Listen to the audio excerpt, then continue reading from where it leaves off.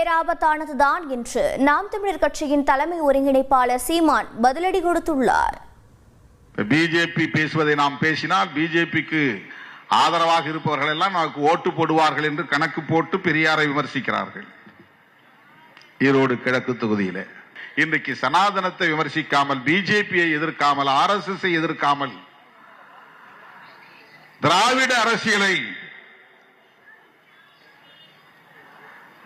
பெரியார் அரசியலை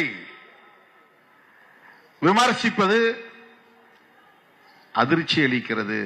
இது ஆபத்தானது என்கிற அச்சத்தை ஏற்படுத்துகிறது. எங்க அண்ணன் நான் பெரிதும் மதிக்கிற, நான் ரொம்ப நேசிக்கிறேன் எங்க அண்ணன் திருமாவளவன் சொன்னதா என்று சொல்றாங்க. சீமான் தமிழ்நாட்டுக்கு பேராபத்தான அரசியலை முன்னெடுக்கிறார் என்று. அதை நான் அப்படியே என் அண்ணன் பழனிபாபா அவர்களை நினைவு தினத்திலே ஏற்கிறேன். நான் உண்மையிலேயே பேராபத்தான அரசியலை முன்னெடுக்கிறேன். திராவிட திருவாளர்களுக்கு பேராபத்தான அரசியலை, இதுவரை என் நாட்டை, என் மக்களை ஏமாற்றி சுரண்டி கொடுத்த திராவிட தேர்தல்களுக்கான பேராபத்தான அரசியலை முன்னெடுக்கிறேன் என்பதில் என் தலைவனையும் என் அண்ணன் பழனிபாபா மேலும் உறுதியிட்டு சொல்கிறேன். என் அரசியல் ஆபத்தானது திருட்டு திராவிடர்களுக்கு.